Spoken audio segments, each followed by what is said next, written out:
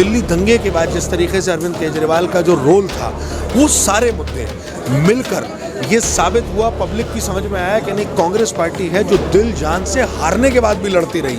Message ये है कि कांग्रेस की तरफ लोग दोबारा देख रहे हैं और वो चाहते हैं कि जिस तरीके से कांग्रेस ने पहले दिल्ली की खिदमत की, दोबारा से कांग्रेस वो खिदमत दिल्ली की करे। और हमारी लड़ाई मशीनरी के साथ थी, जो सरकारी मशीनरी है।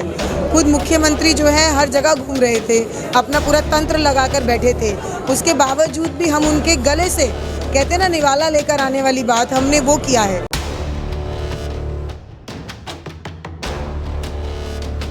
जब मरकज़ का मसला शुरू हुआ था कोरोना काल के अंदर, अरविंद केजरीवाल ने FIR कराई थी मरकज़ पे और मौलाना साद पे।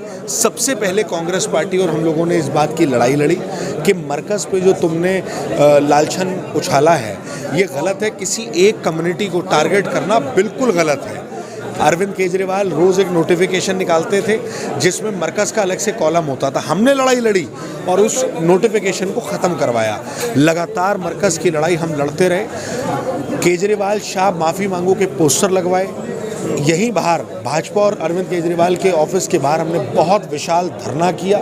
उसका रिजल्ट ये हुआ कि पब्लिक को समझ में आया कि कांग्रेस पार्टी उस मुद्दे पे लड़ाई कॉन्टिन्यूस शुरू से आखिर तक लड़ रही थी। और उसके अलावा जो गंदगी के मुद्दे हैं, जो बेहाली के मुद्दे हैं, दिल्ली दंगे के बाद जिस तरीके से अरविंद केजरीवाल का जो रोल था, वो सारे मुद्दे मिलकर ये साबित हुआ, पब्लिक की समझ में आया कि नहीं, कांग्रेस पार्टी है जो दिल जान से हारने के बाद भी लड़ती रही। 1 साल हुआ है अभी साहिल भाई, हमारे विधानसभा चुनाव को हम लोग रुके नहीं। हमारी जमानत भी जब्त हुई, तब भी हम नहीं रुके। पब्लिक को लगा कि कांग्रेस पार्टी सत्ता के लिए नहीं, कांग्रेस पार्टी सेवा भाव में लगी रहती है। उसका हमें और उसका खामियाजा आम आदमी पार्टी को भुगतना पड़ा। कांग्रेस पार्टी पे लोगों ने भरोसा किया और चौधरी जुबैर को जिताया। नहीं, देखिए, मुद्दा तो सभी जगह एक ही था। कांग्रेस सबको मिलकर साथ चलती है, सब धर्म त्योहार के। लेकिन जहाँ जहाँ लोगों को बीजेपी को हराना था, वहाँ उन्होंने हराया, और जहाँ उनको लगा कि कांग्रेस यहाँ जीत रही है तो उन्होंने उसको जितवाया। ये मैसेज ये है कि कांग्रेस की तरफ लोग दोबारा देख रहे हैं और वो चाहते हैं कि जिस तरीके से कांग्रेस ने पहले दिल्ली की खिदमत की, दोबारा से कांग्रेस वो खिदमत दिल्ली की करे। हम लोग 4 वार्डों के अंदर हारे ज़रूर हैं, लेकिन जो मत प्रतिशत जो लोगों का है वो बड़ा है। जो लोग कहते थे कि कांग्रेस बिल्कुल ख़त्म हो गई है, आज उनको दोबारा से गौर करना पड़ेगा। तो क्या लगता है आपको कि मरकज़ का मुद्दा जिस तरह से उठाया गया, वो कहीं ना कहीं आम आदमी पार्टी ने जिस तरह कहा तो वो काम नहीं है? देखिए, मरकज़ का मुद्दा उन लोगों ने उठाया, उन्होंने ही पोस्टर लगाए, उन्होंने ही झूठे पोस्टर लगाए, झूठी बातें करी, तो ये सबको पता चला कि ये लोग झूठे वादे करते हैं। लेकिन सबसे बड़ा मुद्दा ये था कि जिस वक्त मुसलमानों को अपने बीच में, अपने जिसको उन्होंने जितवाया था असेंबली के अंदर, जिस पर भरोसा किया था, वो आदमी छुपता फिर रहा था। वो अपने आप को अछूत बता रहा था मुसलमानों से, और वो राजघाट पे बैठ रहा था, लेकिन लोगों के बीच में आन के नहीं बैठ रहा था। तो लोगों ने उसको बताया कि ये चीज़ गलत है।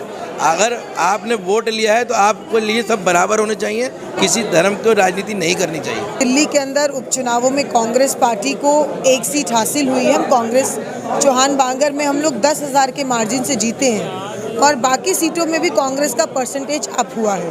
मैं मानती हूँ कि 4% से 22% का ये जो जर्नी और सफ़र रहा है, ये कांग्रेस के लिए चुनौतीपूर्ण ज़रूर है, लेकिन कहते हैं कि कभी ना कभी समय बदलता है, और शायद ये बदलते हुए समय का एक संकेत है।